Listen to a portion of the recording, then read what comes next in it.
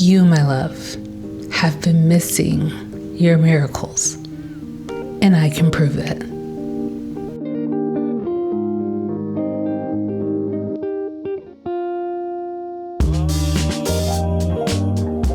So, let's talk about proof.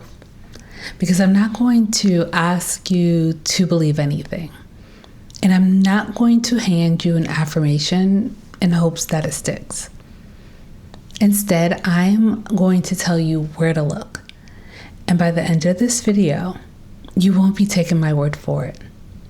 You'll be holding on to your own evidence. Now, before I show you where to look, I first need you to understand why you've been missing them. Your life has been one long lesson in how things go. You once reached for something and it didn't reach back. You once said a dream out loud and watched a face change. You trusted and it cost you. And your body took notes on all of it. The doors that opened, the love that stayed, the risks that paid off. But the painful ones, those it underlined. That's not a flaw. That's design. It keeps the feeling so you never have to feel that ache again. The ache, the face, the fall. That's its job, and it's done it perfectly. And somewhere between the hurt and the healing, that feeling needed to mean something.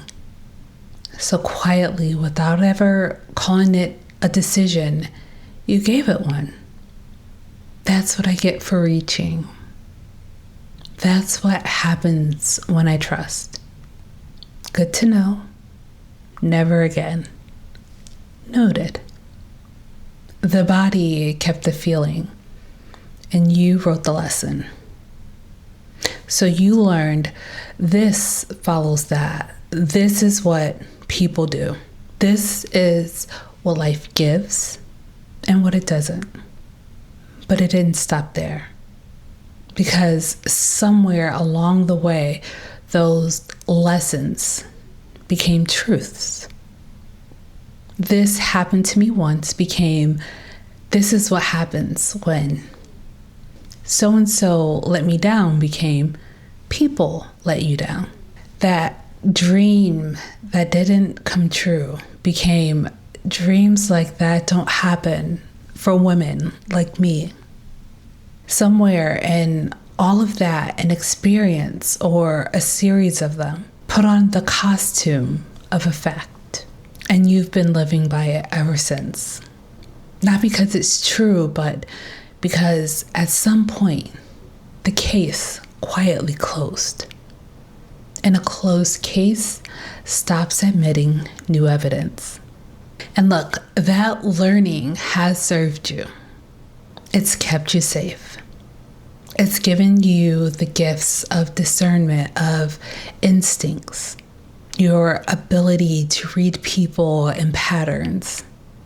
It's all woven into the things you've accomplished. So the good news is something in you is working perfectly. It's just working on a bit more than you asked it to. But to show you what, we first must get clear on what a miracle even is. So let's talk about miracles. As of today's recording, the Oxford Dictionary defines a miracle as a surprising and welcome event that is not explicable by natural or scientific laws. And I want to pause right there on that second part, because that means the moment we can explain something, it stops counting as a miracle. The wonder gets disqualified by the understanding. So the sun rises every single morning without us having to set a timer or push a button, bringing the entire world out of darkness. But we know how that works, so that doesn't count. Somewhere on your body, maybe even right now, billions of cells are coordinating to heal a cut you may have even forgotten you had without you having to actively manage it. But science has a word for that, so that doesn't count. An entire person can be grown inside another without our supervision or instructions. But because it happens every day for someone, somewhere, that doesn't count either. We've let the knowing take the wonder's name away. So now I want to turn to my definition of a miracle. And that's that a miracle is life working on your behalf without you having to orchestrate it. So it doesn't have to be rare or unexplainable. And it doesn't have to arrive in a form you've never seen before. It's life working for you. Just read that against your own body. Your heart isn't waiting for you to instruct it to beat. Your lungs don't stop because you fall asleep at night. Life has been working on your behalf since before you could ask it to. And what's more is that the Merriam-Webster dictionary's definition never mentions explanation at all. It simply calls a miracle an extraordinary event manifesting divine intervention in human affairs. And tell me, what's more extraordinary than billions of cells coordinating to close a wound no one asked them to? Or an entire person being grown in the dark? We didn't stop being surrounded by the extraordinary. We just got used to it. And the rest of the definition, that last part, divine intervention in human affairs, that's life working on your behalf. So by their definition, and by my own, you've never gone a single day without a miracle. Now I know that's a bold claim. And I know that at this moment you're checking, already scanning back through your week, your month, looking for them. Good. Because I told you at the start, you won't be taking my word for anything today. So let me tell you what you are going to find. You are going to scan back through your week and find an ordinary week. A conversation that helped, some decent timing, a thing that worked out that probably would have worked out anyway. Nothing with wings on it, and nothing burning bush big. But I need you to see why that's what you found. Now remember, everything that arrives in your life gets assigned a meaning quietly before you're even aware.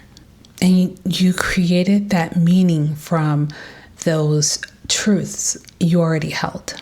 So when life moved on your behalf, when what you needed showed up before you'd figured out how to ask for it, when the answer came through a person you never planned to talk to, when that thing you'd been dreading, losing sleep over, suddenly resolved itself, you didn't note that as a miracle.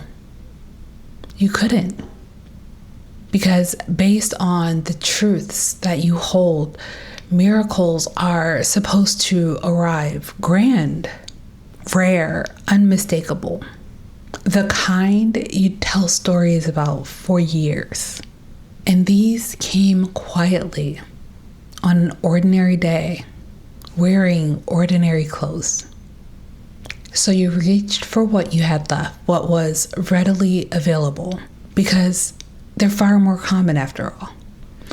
Coincidence, luck, good timing, or even that would have happened anyway. So your miracles were never missing. They were simply filed under another name. Every one of them arrived. Every one of them was logged under a name that made sense at that time. So now your audit comes back clean. Of course it does, because the auditor is the version of you who has already decided how miracles are supposed to arrive, what they'd look like, how they'd feel, how big they'd have to be to deserve that name. And underneath it all, an even quieter decision was made. How much attention from life a woman like you gets to expect. That same woman who believes dreams like that don't happen for women like me. So, run the audit again. Same week, same life. But this time, as a woman who knows she's worthy of life working on her behalf. The one who doesn't need it to be grand or rare or unmistakable to call it what it is. That conversation that helped, that great timing, that thing that worked out, that would have worked out anyway. Because of course it would. So count it again and watch an ordinary week turn into anything but. I'm Nicole, Dream Activation Coach, calling forward the woman of your dreams again and again until her voice becomes the one you trust most. Because the moment you start seeing life through her eyes, you stop waiting for miracles and you start recognizing them. Because here's what I've learned in my own life and in the lives of the women that I work with. When you give the everyday miracles back their names, the sunrise, the healing, the creation of life, when you realize just how worthy of everyday miracles you truly are, you become the woman ready to receive all that life has to offer. If something in this video felt like your name being called, I made something for you. It's called the Dream State Check-In, and it's a short quiz that helps you tap into your own inner signal and tells you exactly where your dream lives right now. I will leave the link below. I am so grateful to have spent this time with you today, and I will see you soon.